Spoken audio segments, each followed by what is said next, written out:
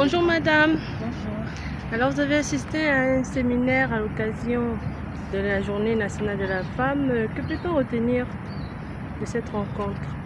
Déjà dire qu'il s'agit d'une journée en différé, parce que au Gabon, c'est le 17 avril de chaque année que nous célébrons la Journée nationale de la femme. Et au réseau des femmes sénatrices du Gabon nous a invités pour participer à un séminaire d'information. C'est la première du genre et c'était à valoriser et à multiplier. Il faut la formation, il faut l'information. Donc un séminaire d'information sur le thème du leadership en politique. C'est une bonne chose parce que tout passe par la politique. Et donc si les femmes comprennent l'intérêt de faire la politique et de se positionner politiquement, ça veut dire qu'on aura fait un pas. Mais comment faire pour accéder à la politique, au poste décisionnel comme au Sénat ou à l'Assemblée nationale? Mais simplement, ce sont les différents mécanismes qui ont été enseignés, à savoir qu'il faut une formation à la base, il faut un comportement citoyen, il faut des financements, il faudrait s'élever par rapport au schéma sexiste qui ramène toujours la femme à la reléguer au second rang, etc. Donc voilà un tout petit peu. Et puis dans un autre des panels, j'ai beaucoup apprécié l'intérêt qui a été porté sur l'autonomisation financière de la femme en toute matière et donc en matière également politique. Donc, si vous n'avez pas d'argent, si vous n'avez pas un pouvoir d'achat, si vous ne pouvez pas prendre en charge vous-même de vos besoins élémentaires, vous ne pouvez pas aller au-delà. Donc il faut vraiment se battre, il faut vraiment se mettre ensemble pour pouvoir avoir ces moyens-là et donc espérer tenir en politique. Si vous n'avez pas les moyens, vous serez à la solde des autres et vous serez l'exécutant de toutes les basses besognes.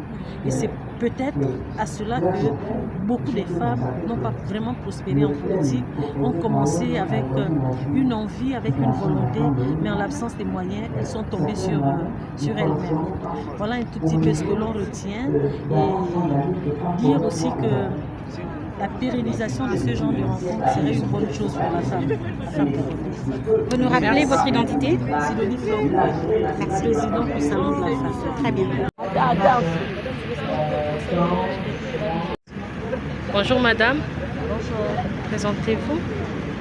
Je suis professeure Bouligende, députée de la transition, médiatrice de paix de la CEAC et présidente du comité des sages du réseau national des femmes médiatrices de paix du Gabon. Alors madame, le thème sur le leadership revient à chaque fois et aujourd'hui, quelle a été la particularité?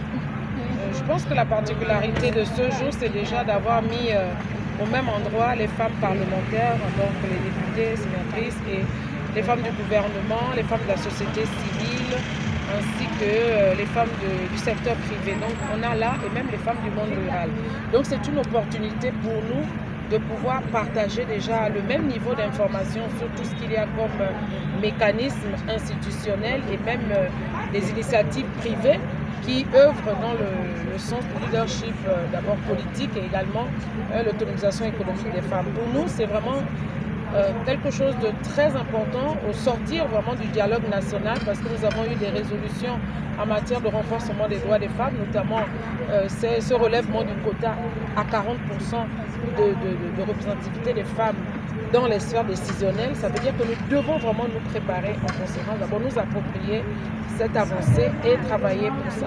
La budgétisation sensible au genre revient également de la compétence du Parlement, donc nous devons porter vraiment ces réformes-là. Le Conseil national de la femme ainsi que la mise en œuvre de la résolution 1325. Donc c'était une occasion de pouvoir mutualiser les bonnes pratiques, quel que soit le domaine de compétence. Et nous voulons vraiment féliciter la présidente du Sénat et également tous les organisateurs et même les panélistes. Vous avez vu vraiment cette remise en question aussi des femmes pour voir là où on a des faiblesses et comment les corriger pour que nous puissions être davantage plus productifs et ne pas commettre les mêmes erreurs qu'on reproche à nos aînés.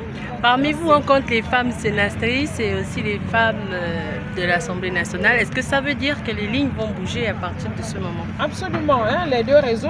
Je suis également vice-présidente du RENAFED et il faut savoir que le RENAFED également fait un travail et là nous allons mutualiser parce que les deux chambres du Parlement travaillent en synergie et nous allons renforcer la synergie justement entre les deux réseaux. Mais il n'y aura pas que les femmes parlementaires, il s'agit de toutes les femmes gabonaises, quel que soit le domaine de compétences parce que nous voulons un leadership intégré. Et vous avez entendu qu'il y a une place spéciale en enfer pour les femmes qui sont en position élevée, qui ne tirent pas les autres vers le haut. Donc nous devons tenir compte de ça. Le syndrome de la queen, c'est terminé. Nous devons justement travailler avec les femmes, quel que soit leur positionnement dans l'échelle, pour les tirer vers le haut et pour avoir un développement inclusif. Et c'est l'occasion de remercier le président de la transition, vraiment influencer le processus en présentant les problèmes spécifiques des femmes. Merci et merci à toutes les vaillantes femmes. Aussi fait mal, mais il ne fait rien pour construire.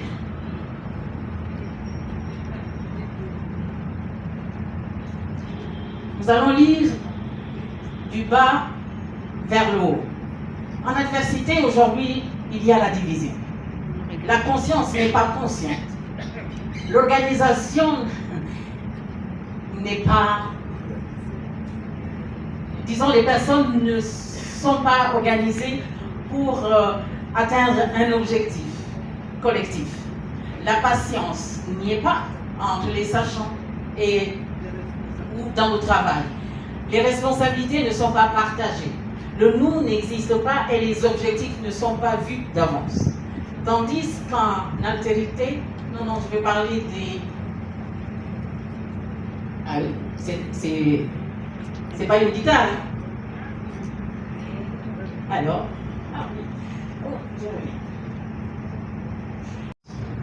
là, la voix, il y a deux voies. Mais il y a combien de fils de voiture? Là-dedans, il n'y a pas le respect de code. On n'a pas peur de mal faire, on n'a pas peur de faire du mal. On est en adversité, on ne se soucie de ne pas faire du bien. Eh bien, il y a des maisons, il y a des gens autour. Mais est-ce que ces personnes, s'ils pouvaient se mettre ensemble et décider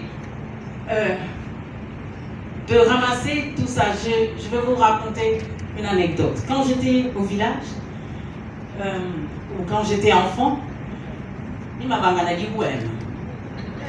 L'IWEM, c'est quand on te demande de rendre service et tu refuses. À cet âge-là, je disais non, énormément. Et mon grand-père, il y avait 3 femmes, ces 3 femmes se sont réunies pour nous raconter une histoire. Elles nous ont dit que le fumier, c'était une dame qui n'avait pas d'enfant, qui n'avait pas de mari, qui avait comme seul parent, nous les enfants du village. Et quand on refusait d'aller jeter les ordures, on contribuait à ne pas la rendre heureuse. Et c'était une histoire très émotionnelle. Alors nous nous sommes organisés pour qu'il y ait ceux qui partent le lundi, le mardi, le mercredi et en fin de semaine, un dimanche, on allait nettoyer la maison de moi à Dingot. C'était merveilleux parce que c'était l'intérêt général qui était là, qui était sémé là. Quand on allait rendre service à moi à Dingotou, il y avait aussi les messages qu'on nous donnait. Exemple, ma mère, va vivre, il y a la moi Dingotou. Vous me dites, vous n'avez pour mi parle na mi parle na moi ma be ma me tu mu ga se pari pa pri na turo mu siro na ma mu mba tu mu be ya ni kukwa. Traduction. On nous appelait maman, tu peux venir, aujourd'hui c'est ton tour pour aller donner à manger à moi à Dingot. Mais nous n'avions que des bananes et un peu d'eau.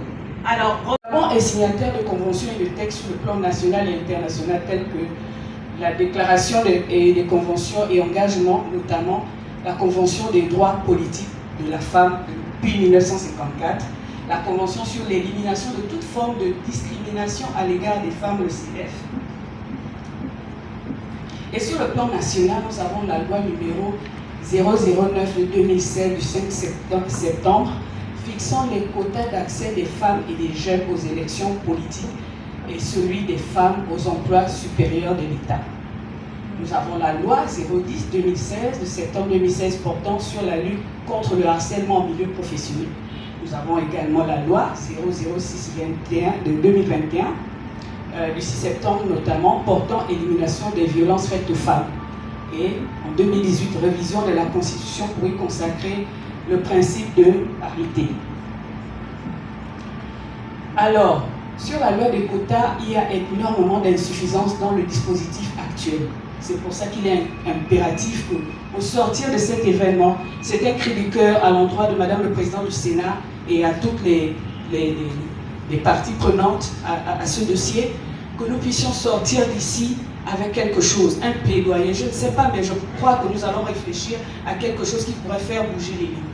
Donc il y a énormément d'insuffisances au dispositif légal actuel, notamment l'existence des textes d'application, l'inexistence, pardon, des textes d'application dont le décret est arrêté. Nous avons une loi, la loi des quotas, nous l'avons dit, nous continuons de le rappeler, nous avons des séminaires régulièrement où nous parlons de la loi des quotas, qui en réalité est une loi qui n'a pas encore de texte d'application, et donc les mécanismes pour la mise en œuvre restent manquants, parce qu'il n'y a pas de décret ni d'arrêté qui permettent l'élaboration de la loi en question pour son applicabilité. Et donc, les autres, on va vous dire qu'on ne peut pas l'appliquer parce qu'il n'y a pas de texte d'application. Nous devons travailler dessus.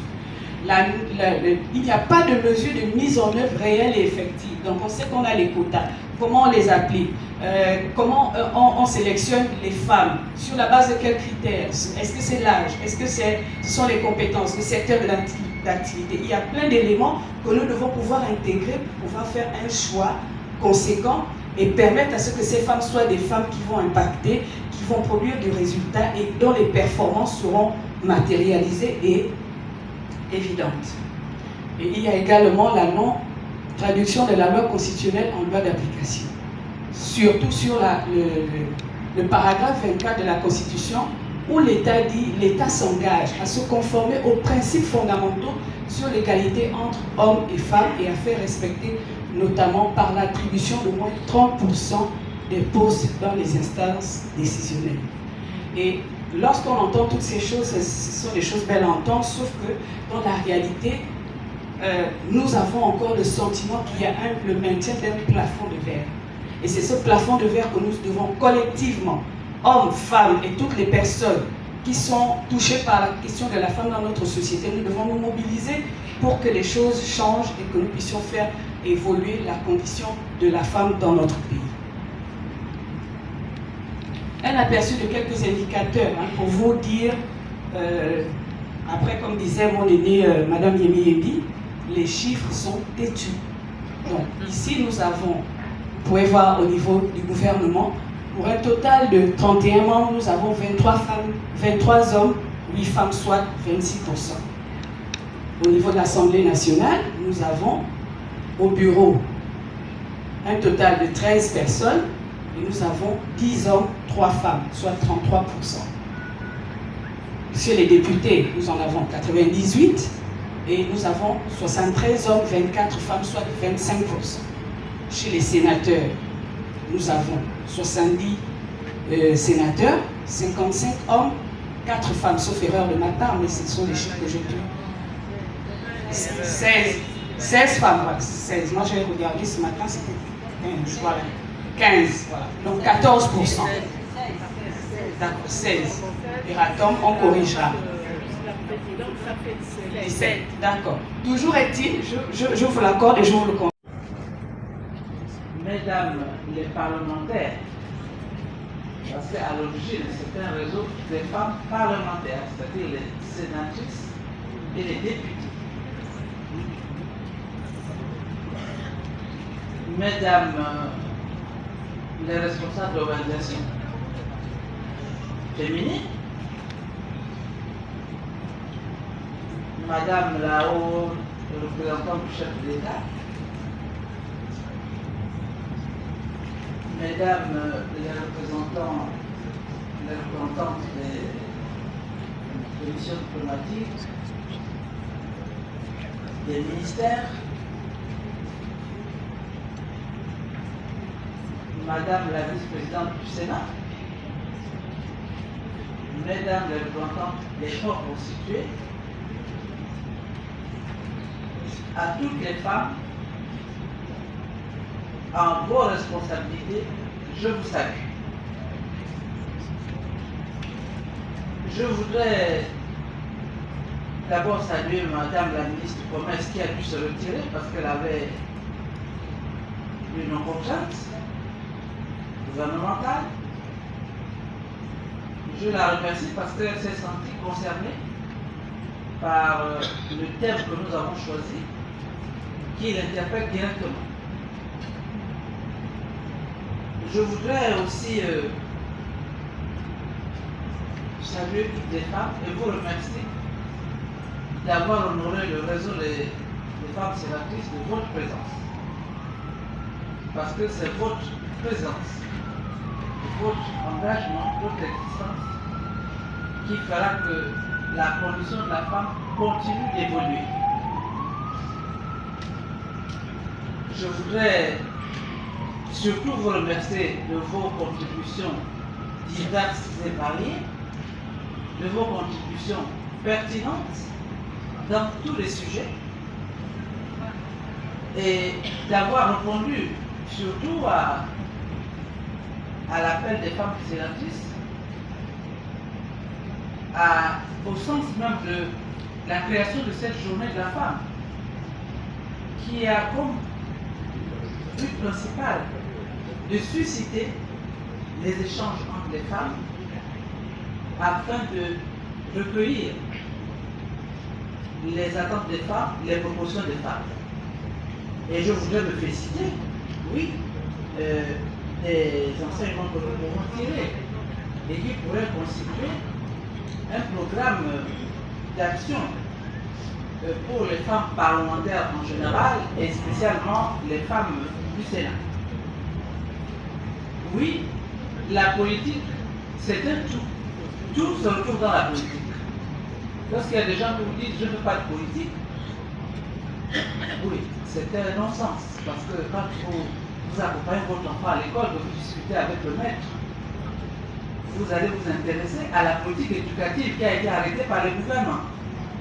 Lorsque vous allez à l'hôpital, que vous demandez à voir un spécialiste, vous allez vous intéresser à la politique de santé. Et je pourrais continuer ainsi. La politique, c'est l'art de gérer les problèmes de la cité. C'est l'art de s'intéresser aux problèmes de la cité. Et donc, oui, il y en a qui s'engagent différemment dans le cadre des organisations de la société civile. Mais nous avons noté ici, en vous écoutant les unes et les autres, que vous appartenez à un parti ou à une organisation de la société civile. Il y a convergence dans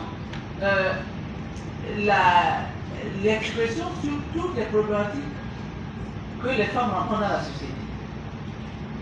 Et c'est cette convergence, c'est la conjugaison de toutes ces explications, ces recherches qui vont concourir à améliorer la condition de la femme. Oui, chaque génération apporte sa pierre. Et chaque génération est appelée à prendre le relais pour que, au fur et à mesure, nous atteignions cette parité, nous atteignions cette complémentarité entre les hommes et les femmes, parce que oui, la société, elle est faite de l'homme et de la femme. Et que c'est une complémentarité constructive qui fera qu'effectivement, on change de paradigme. Et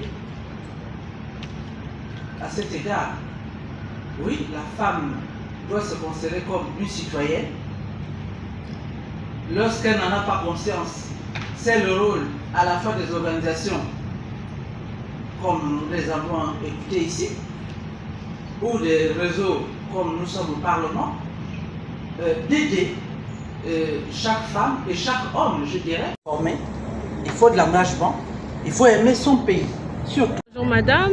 Oui, bonjour. Présentez-vous à la presse.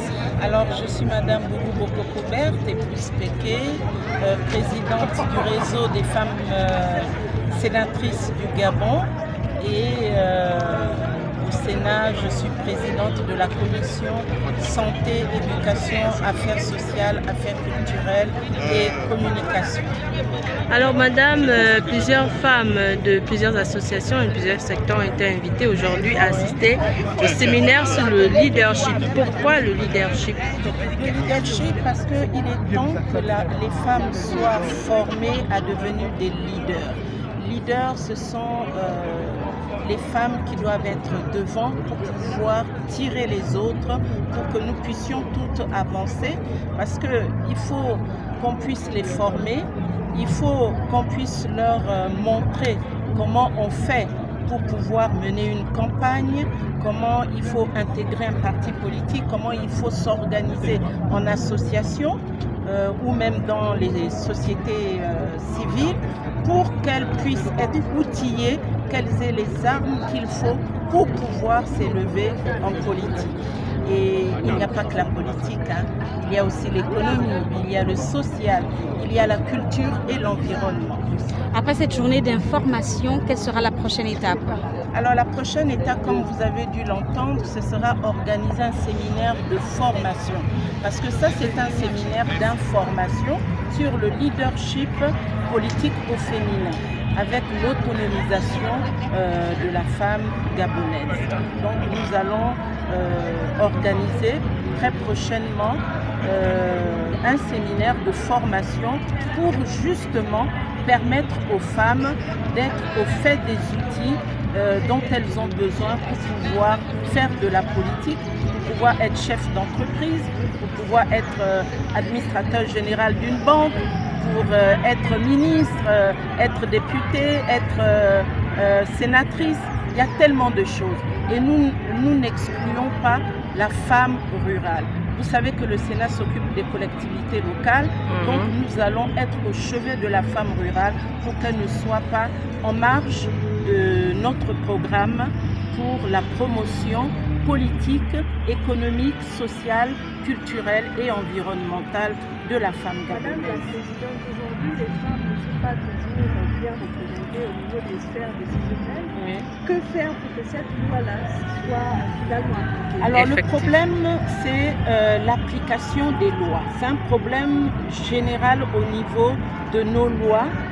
Elles sont très bien faites, mais il n'y a pas d'arrêté, ni de décision, ni de décret pour qu'elles soient appliquées.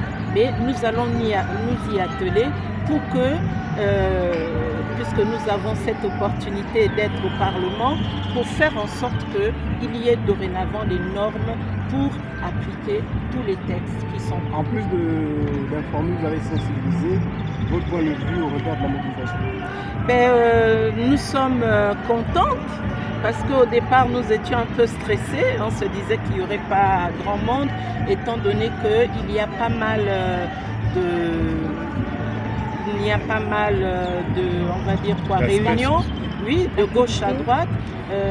C'est pour ça que notre invité d'honneur n'a pas pu être là et certaines femmes ministres.